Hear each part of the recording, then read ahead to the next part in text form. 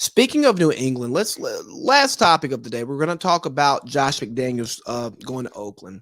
It's reported that Josh McDaniels is going to be the head coach at Oakland. He's bringing along his own GM, and from based on the way John Gruden was treated, based on the reports that Mr. Davis is going to allow Josh to run his football operation. And if Mark Davis is going to allow Josh McDaniels to run his football operation, I think that Josh McDaniels will succeed and he will be set up for he's going to be successful.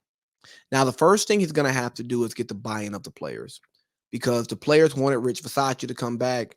I think that Mark Davis made the correct decision in not bringing him back. He's a special teams coach.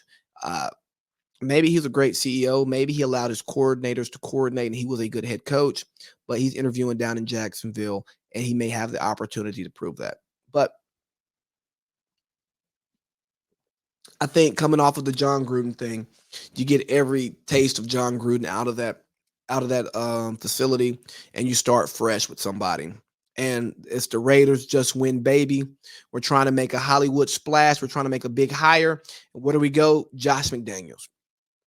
Josh McDaniels is one of the best coordinators in the NFL. Has been. Yes, he had his best years with Tom Brady, but so did Bill Belichick. Are we going to say that Bill Belichick can't coach because of he had Tom Brady? I think not. So here's what I think about Belichick's tree. Because Bill Belichick's tree catches a lot of hell for their lack of success, despite Bill Belichick being the GOAT coach. The reason why Bill Belichick is the GOAT coach because he gets to dictate the way the program is ran from top to bottom. Bob Kraft allows Coach Belichick to run his own program.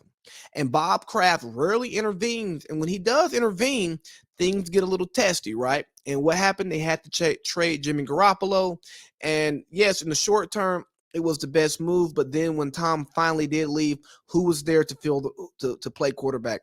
You got Hoyer, you get Cam Newton, and you got Stidham, and they struggled. Unfortunately, they were able to draft Mac Jones 15 overall in this past draft, and they're back in as a playoff team. But guess what? Bill Belichick, he forecasted this, and if you allowed him to run his program the way he wanted to, maybe you don't win that last Super Bowl. Maybe Tom only leaves with 5 and not 6, but you set yourself up to rebound much quicker with James Garoppolo. So let's just look at the tree. Romeo Crennel, it didn't work. Eric Mangini didn't work. Golly, what's his name? He went to college. He went to Notre Dame. He didn't work. Um,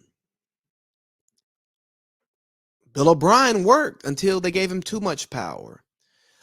Brian Flores was working, but he didn't get along with everybody. Joe Judge didn't work, but I mean, if we're being honest, was Joe Judge really a true NFL head coach? I can't even knock the Belichick tree for Joe Judge because I mean he got hired early. He's crazy not to take the job.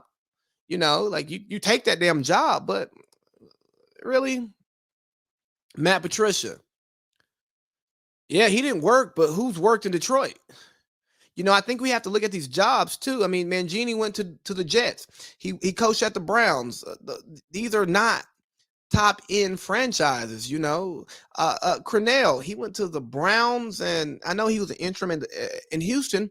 Billy O.B. he worked though, and B Flow he was working. He just wasn't working in the way that the Dolphins wanted him to work. And here's what happens, right? And even Joe Judge, he only got 2 years, and he had Gettleman as a GM, and he had John Mara, who just had his finger on absolutely everything because the Maras run the entire operation. And I don't think you can properly judge a coach. You can't properly judge a GM if they're not allowed to coach and GM. If the owner is going to meddle and be the middleman between everything and not be the supreme leader, then what the hell do you expect to happen? So if McDaniels If Mark Davis allows McDaniels to bring in his own people, because I think another thing about the Belichick way of coaching is it's so different. It's in your face. It's I need you to know more than what your job asks you to know from what I've read and what I've listened to, right? It's understanding complementary football, right? It's understanding all three phases of football. It's intertwining everything. A lot of times you can't teach people to coach like that. So when you think you're going to bring in a good coach, maybe he is a good coach, but if he's not a coach who's willing to adapt to the way that you're coaching, he's not going to be a good coach. And I think when you get these Belichick guys and they don't get to pick their GMs, they are slaves to the organization. And what happens is they may have a headstrong, they may have this in your face abrasive style that they're not allowed to actually fully implement because they don't have the full backing upstairs. And no, they don't have the pelts on the wall like Bill Belichick. The reason why Bill Belichick gets to do a lot of the stuff that he does is because he's been successful. But here's the thing. You don't know if that Bill Belichick disciple is going to be successful if you don't allow him to run his program the way that he wants to run it. If you don't allow him to infuse his staff with the Belichick isms, right? And their versions of it, not them trying to be Bill, but taking what they've learned from Bill. If you don't allow them to do that, then it's not going to work. Ain't no such thing as halfway crooks. You know what I mean? What God said, if you're lukewarm, he's going to spit you out his mouth, right? You can't be lukewarm on these things. You have to be all the way in. So you have to let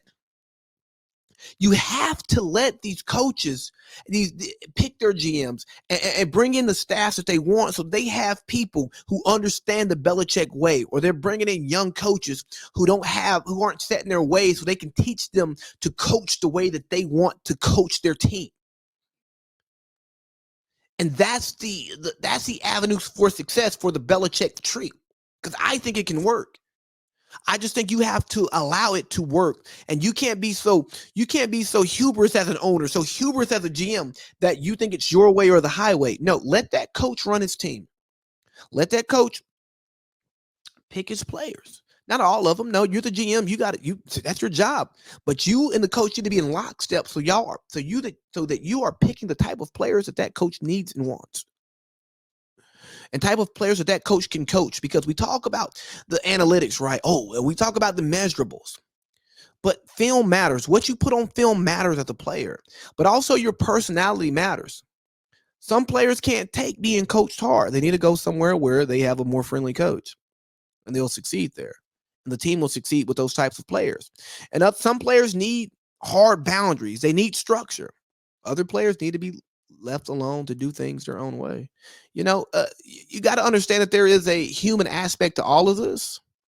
Like we've talked about early in this podcast, because the analytics are the analytics, but these are people.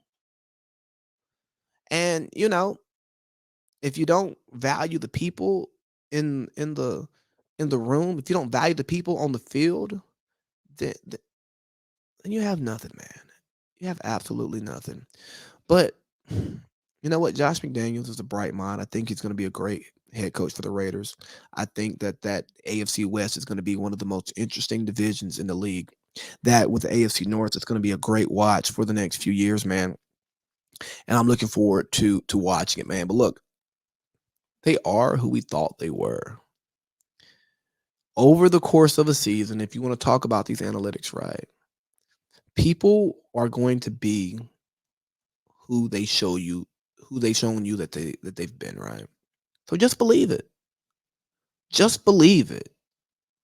And when it comes full circle, you can't be disappointed by it.